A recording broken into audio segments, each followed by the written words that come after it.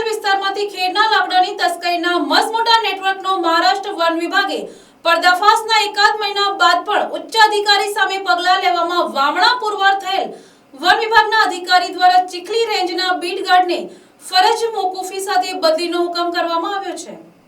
આ પૂર્વે round ફોરેસ્ટરને suspend કરાયા હતા। બોરથલ ગામમાંથી ખેડના લાકડા ભરેલ ટ્રક મહારાષ્ટ્ર રાજ્યની હદમાંથી મહારાષ્ટ્ર વન વિભાગે ઝડપી પાડ્યાને એકાદ મહિના જેટલો સમય વીતવા છતાં વન વિભાગ દ્વારા આજ દિન સુધી કોઈ ઉચ્ચ અધિકારી સામે પગલાં લેવાયા નથી। શરૂઆતમાં ચીખલી રેન્જમાં બીટગાર્ડ તરીકે ફરજ બજાવતા વિપુલભાઈને ફરજ મોકૂફી સાથે ધરમપુરના પંગારબારી ખાતે બદલીનો હુકમ કરવામાં આવ્યો છે। આ ઉપરાંત ચીખલી રેન્જ સિવાય વલસાડ ઉત્તર વન વિભાગના અન્ય વન કર્મીઓને સસ્પેન્ડ કરવામાં આવ્યા છે।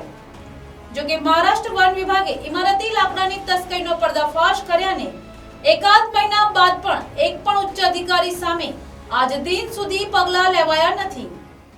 ઇમારતી લાકડાની તસ્કરીનો પર્દાફાશ મહારાષ્ટ્ર વન વિભાગે કરતા સ્થાનિક અધિકારીઓ ઊંઘતા ઝડપાયા હતા અને આટલું મોટું ઇમારતી લાકડાની તસ્કરીનું નેટવર્ક ચાલતું હોય અને વન વિભાગના ઉચ્ચ અધિકારીઓ અજાણ હોય તે વાત ગળે ઉતરે તેમ નથી।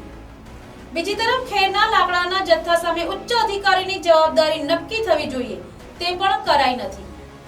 ચીખલી રેન્જ વલસાડ ઉત્તર વન વિભાગના ધરમપુર સબ ડિવિઝનના તાબામાં આવે છે, ત્યારે આ સબ ડિવિઝનના એસીએફ રેન્જના આરએફઓ સહિતના અધિકારીઓની લાકડાની તસ્કરી રોકવાની જવાબદારી નથી થતી। આજ દિન સુધી માત્ર નાના કર્મીઓ સામે કાર્યવાહી કરી લાકડા તસ્કરી રોકવામાં પોતાની નિષ્ફળતા પર ડાંગ પીછોડો કરવા ધમપછાડા કરવામાં આવી રહ્યા હોય તેમ લાગી રહ્યું છે। Bureau report NTC news Navsari.